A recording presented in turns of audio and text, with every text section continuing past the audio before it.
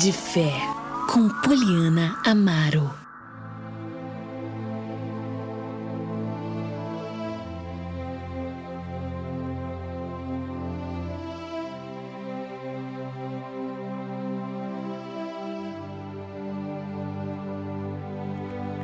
Muito bem, meus irmãos, nesse momento eu quero compartilhar com você uma dose de fé da Palavra de Deus. Eu estou ao vivo pelo canal da Rádio Mais FM no YouTube, Mais FM 90.9. Você pode acompanhar essa mensagem também me vendo. Continuando aqui na série do Evangelho de Mateus, capítulo 9, versículo 9. Vamos ler a palavra do Senhor que diz o seguinte: Enquanto Jesus caminhava, ele viu um homem chamado Mateus, sentado onde se coletavam impostos. Siga-me, disse-lhe Jesus, e Mateus se levantou e o seguiu. Mais tarde, na casa de Mateus, Jesus e seus discípulos estavam à mesa, acompanhados de um grande número de cobradores de impostos e pecadores. Quando os fariseus viram isso, perguntaram aos discípulos: por que o seu mestre come com cobradores de impostos e pecadores? Jesus ouviu o que disseram e respondeu: as pessoas saudáveis não precisam de médico, mas sim os doentes. E acrescentou: agora vão e aprendam o significado desta passagem das Escrituras. Quero que demonstrem misericórdia e não ofereçam sacrifícios, pois não vim para chamar os justos, mas sim os pecadores. Passagem interessante, falando do chamado de Mateus, que também é conhecido como Levi, em outros textos bíblicos, vai mostrar ele como Levi. Diz a palavra que Jesus, ele caminhava, e enquanto ele caminhava, ele viu Mateus assentado aonde se cobravam os impostos. E Jesus disse para ele a simples frase: siga-me. E Mateus se levantou e seguiu Jesus, largou absolutamente tudo e seguiu Jesus. E mais tarde, naquele mesmo dia, Jesus foi à casa de Mateus para uma reunião, para um jantar, para comer. E ali, junto de Jesus e dos discípulos de Jesus, se ajuntou uma grande multidão de cobradores de impostos e pessoas pecadoras aos olhos do mundo. Como Mateus era cobrador de impostos, e os cobradores de impostos naqueles tempos, eles eram mal vistos pelo povo judeu, porque eles eram judeus que trabalhavam para Roma. Eles coletavam os impostos para os romanos. Então, todos os cobradores de impostos eram considerados como pecadores, como ladrões, porque eles trabalhavam para o governo que oprimia o povo, que dominava o povo.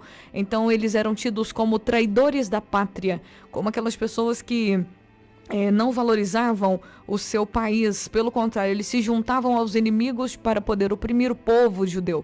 Então, os cobradores de impostos, eles eram excluídos, rejeitados da sociedade, e eles não tinham vez com os religiosos, com aqueles que eram ministros de Deus, com aqueles que levavam a palavra de Deus para as pessoas, que falavam de Deus.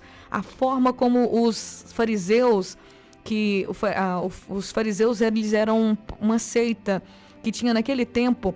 Eles eram extremamente religiosos, muito zelosos pela lei de Moisés, mas era uma facção que havia naquele tempo, uma facção religiosa que havia naquele tempo. Eles eram realmente muito, muito, muito certinhos, assim, só que eles não exerciam amor, não existia amor dentro do coração deles. Eles usavam a palavra de Deus e a lei para oprimir as pessoas. E servir a Deus não pode ser pesado. Seguir Jesus não pode ser um fardo pesado. Não pode, de maneira nenhuma você pode sentir peso, sentir cansaço por ser cristão. Porque se você sente peso, cansaço, se dói ser cristão, é porque tem alguma coisa errada. Porque a vida com Jesus, sim, Jesus disse: vocês vão ter aflições, vocês vão padecer por muitas coisas, mas a gente passa pelas provas, pelas aflições na vida cristã com alegria, sabendo que o Senhor está conosco, e que independentemente do mundo estar caindo ao nosso redor, nós temos um Deus que acalma a tempestade, que acalma o vento, um Deus que faz a gente passar pelo fogo sem o fogo poder tocar na gente. Então a vida com Jesus não pode ser pesada, mas a religião é pesada. Quando você vive sobre a religião, você tem um peso. Então, os fariseus, os escribas eram aquelas pessoas que eles transcreviam a lei, a palavra de Deus. Eles pegavam a lei de Moisés e os profetas e eles faziam cópias manuais, porque naquele tempo não tinha impressora, não tinha gráfica, nem nada disso. Então, eles eram aquelas pessoas que tinham que copiar minuciosamente cada letrinha da lei para fazer cópias. Então eles copiavam, eles eram escribas porque escreviam a palavra, a lei de Moisés e os profetas, eles faziam cópias dessas leis para os outros judeus, para as outras sinagogas, porque toda sinagoga tinha que ter um manuscrito, uma cópia da lei para poder reproduzir ela para as outras pessoas e ensinar para o povo. Então, por eles copiarem as escrituras, eles sabiam as escrituras, todas as escrituras de cor. E tinha também ali eram os fariseus, os escribas, os mestres da lei, aqueles que estudavam a lei para poder ensinar a lei para as pessoas. Só que eles ficavam muito presos na religiosidade e eles impunham cargas sobre as pessoas que as pessoas não aguentavam. E quando Jesus ele disse lá em Mateus, a gente vai chegar nesse capítulo ainda, Mateus 11, versículo 28 e 29, venham a mim todos vocês que estão cansados e sobrecarregados e eu vos aliviarei. Tomem o meu jugo que é suave e o meu fardo que é leve. Esse jugo era uma expressão usada naquele tempo para determinar qual tipo de regras o rabino tinha sobre a sua comunidade. Cada comunidade, cada sinagoga tinha um rabino mestre, rabino é mestre, e cada rabino tinha um jugo, e cada comunidade tinha que andar na regra daquele rabino. Então existiam comunidades, sinagogas, que o rabino exigia a forma de lavar as mãos, que era por baixo, por cima, e tinha que lavar entre os dedos, entre as unhas, para depois comer. Eles tinham vários costumes, várias tradições em cada sinagoga. Quando Jesus disse, venham a mim, porque o jugo, eu sou mestre, eu sou rabino, mas o meu jugo é suave e o meu fardo é leve. Ou seja, o caminho que eu tenho para vocês me seguindo, eu sendo o mestre de vocês não vão ter um jugo pesado. Ou seja, a vida cristã de vocês, o relacionamento de vocês com Deus não vai ser pesado, vai ser um jugo leve. Eu sou um rabino que tem um jugo leve, então vocês podem ser os meus discípulos, podem me seguir, porque eu vou tirar de vocês a sobrecarga da religiosidade. A sobrecarga que o mundo põe sobre vocês. Então a religiosidade, ser religioso é pesado, porque a religião ela pesa a gente, ela traz aquele peso no coração. Eu tenho que ir, eu tenho que fazer, eu não posso fazer aquilo, não posso fazer aquilo outro, não posso assim, não posso assim. Agora ser cristão e ser livre, carregar o fardo de Jesus é diferente. Porque se você tiver que renunciar a alguma coisa na sua vida, você renuncia com todo amor, com toda alegria, porque o fardo de Jesus é leve, seguir Jesus é leve. Eu já vivi em um momento da minha vida onde era pesado. Eu cheguei em um momento onde eu realmente tive que reconhecer que eu era religiosa e que servir Jesus para mim se tornou um peso. Ser cristã para mim era um peso, mas eu falei, não quero isso, porque Jesus, o fardo dele é leve, o jugo dele é suave, então eu não aceito, eu preciso rever a minha vida cristã. E ao rever a minha vida cristã de verdade, eu consegui me livrar da sobrecarga da religiosidade, consegui me livrar da sobrecarga da vida que eu achava que era a vida cristã de verdade, mas na verdade não estava leve, estava difícil. E por isso que Jesus ele chama a atenção aqui desses fariseus que estavam ali na casa de Mateus. Eles estavam em volta de Jesus para quê? Porque eles queriam aprender? Não, porque eles queriam ver Jesus, pegar Jesus em algum erro. Eles ficavam ali para observar a maneira que Jesus estava.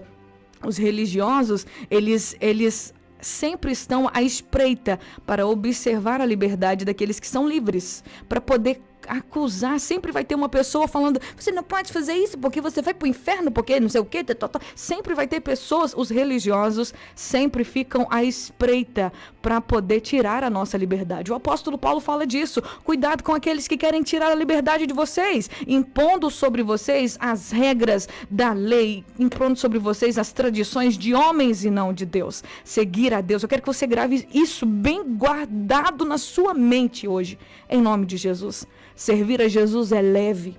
Servir a Jesus não tem peso, porque até mesmo nas coisas que a gente precisa renunciar por Ele, a gente renuncia por amor, com alegria, com um sorriso no rosto, porque servir Jesus é maravilhoso.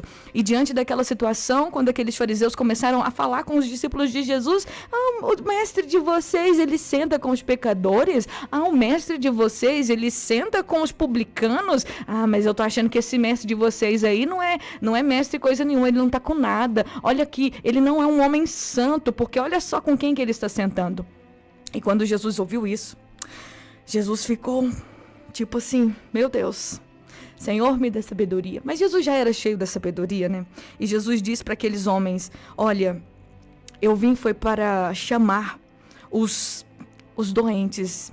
Eu vim foi para os doentes.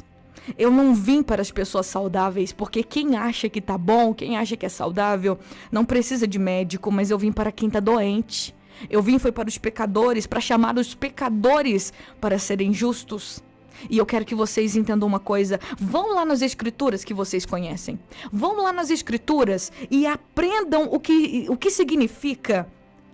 Quero que demonstrem misericórdia e não ofereçam sacrifícios. Eu quero que vocês que conhecem a Bíblia tanto, vão lá na palavra e aprendam o que é misericórdia quero e não sacrifícios. Aí eu fui pegar o texto bíblico que Jesus se referiu e está lá em Oséias capítulo 6. Jesus diz, a palavra de Deus diz, versículo 6 do capítulo 6 de Oséias, quero que demonstrem amor e não que ofereçam sacrifícios. Eu quero que me conheçam mais do que holocaustos. Em outra tradução diz, porque eu quero a misericórdia e não o sacrifício, e o conhecimento de Deus mais do que os holocaustos. No início do capítulo aqui, a palavra do versículo 1 é, venham, voltemos para o Senhor. Ele nos despedaçou e agora vai nos sarar. Ele nos feriu e agora vai curar as nossas feridas. Em pouco tempo nos restaurará e logo viveremos em sua presença. Como precisamos conhecer o Senhor? Busquemos conhecê-lo. Ele nos responderá tão certo como chega o amanhecer ou vem as chuvas de primavera. Ó Israel e Judá, que farei com vocês? Seu amor se dissipa com a neblina da manhã e desaparece como o orvalho da luz do dia.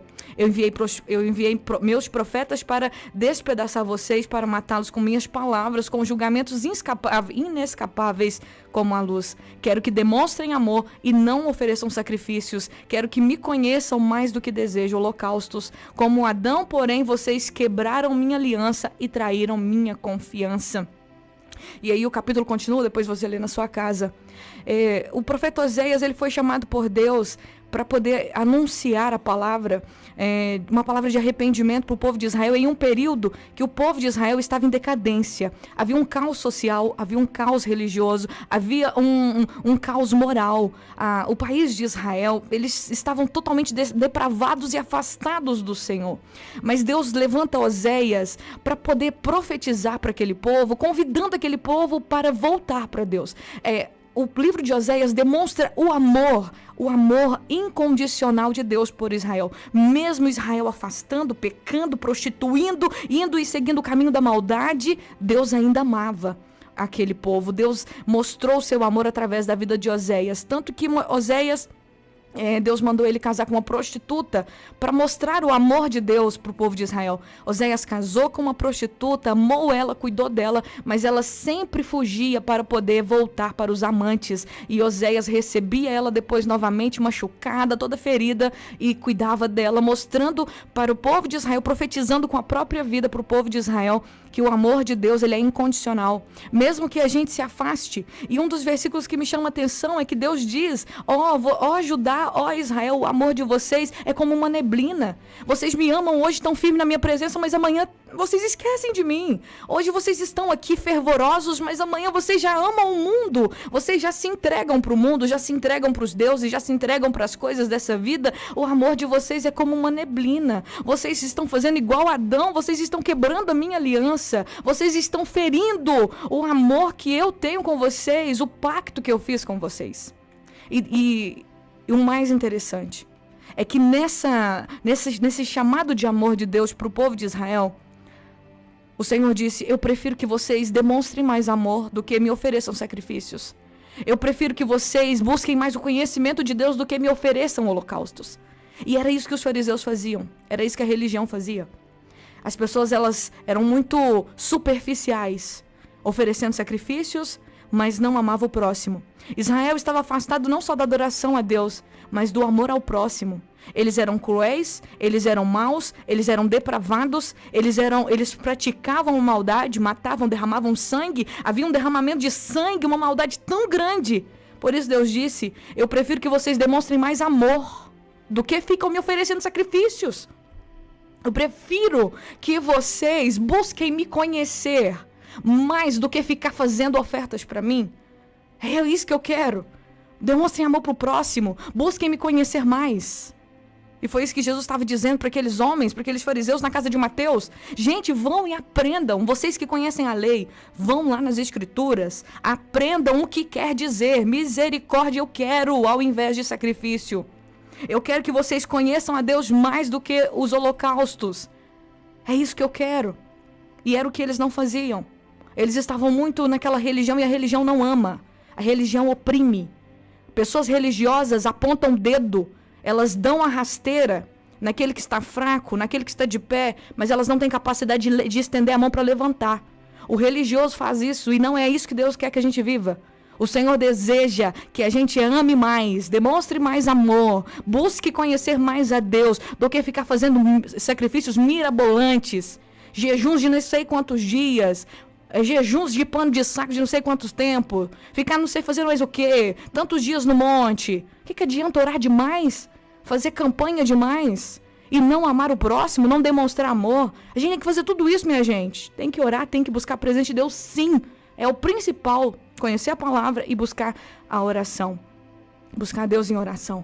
Mas a gente não pode esquecer que essa oração e essa vida na palavra, ela tem que gerar nas nossas vidas atitudes de amor, de compaixão, de misericórdia para o próximo. Quantas pessoas estão morrendo à nossa volta? Quantas pessoas estão perdidas? Mas não tem que andar na regra da igreja. A pessoa desviou, afastou, ninguém só vira as costas. Não vai lá, ô irmão, tô aqui com você, vou orar por você. Desanima não, não tem problema, não tem problema, Jesus vai restaurar você, eu tô aqui junto com você. Demonstrar mais amor do que sacrifícios. Jesus veio para pecadores. Se você é um pecador, Jesus veio para você.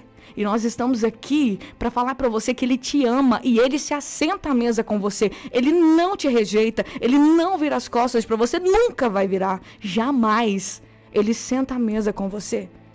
Que Deus abençoe sua vida. Receba essa palavra no seu coração. Anime-se e volte para a presença do Senhor, porque é tempo de buscar a Deus, é tempo da gente rever nossos conceitos, é tempo da gente se dispor para Deus, é tempo da gente fazer a obra de Deus, é tempo da gente mudar a nossa vida espiritual, é tempo de tirar a religiosidade dos nossos atos e demonstrarmos mais amor para Deus. E o amor para Deus que a gente demonstra é para o nosso próximo, para a pessoa linda e maravilhosa que Deus coloca no nosso caminho, na nossa vida, todos os dias. Não vamos agir como acusadores, como fariseus não, minha gente. Vamos ser como Jesus, vamos sentar na mesa com os fariseus, vamos sentar na mesa com os publicanos e pecadores, vamos mostrar para eles que eles também são imagem e semelhança de Deus, filhos de Deus, que nós amamos eles também. Porque é nessa comunhão, nesse momento que a gente consegue ganhar o coração das pessoas. Glória a Deus. Primeiro a gente ganha pra gente, depois a gente ganha pra Deus. Convido você a orar comigo. Senhor, obrigado pela tua palavra. O Senhor é bom, tua misericórdia é para sempre. Ó Deus, nos dê um coração como o teu. Jesus, nos dê o sentimento que o Senhor teve. O Senhor, sendo Deus, não achou que o ser igual a Deus fosse algo que o Senhor devesse se apegar. Mas o Senhor se humilhou na forma de servo. O Senhor se humilhou na figura humana, se fez humano. Depois que o Senhor se fez humano, o Senhor foi achado na figura humana, o Senhor se humilhou até a morte, e morte de cruz, a pior das mortes, mostrando pra gente que maior é o que serve a todos. O maior é aquele que se entrega por todos. Que nós possamos ter esse sentimento, amar os nossos irmãos, amar o nosso próximo, que de fato possamos ser igreja. Tira todo o espírito de farisaísmo da nossa vida, toda a religiosidade, que possamos, Senhor, praticar o amor, a misericórdia que possamos praticar, Deus, a Tua vontade. Nos capacite, nos enche de amor, Espírito Santo, derrama um amor no nosso coração, para que a gente pratique, que a gente seja melhor, que a gente seja mais igreja, mais unidos, que possamos abraçar os que estão fracos, os que caem, que a gente possa levantar. É o que eu te peço em nome de Jesus e te agradeço. Amém e amém.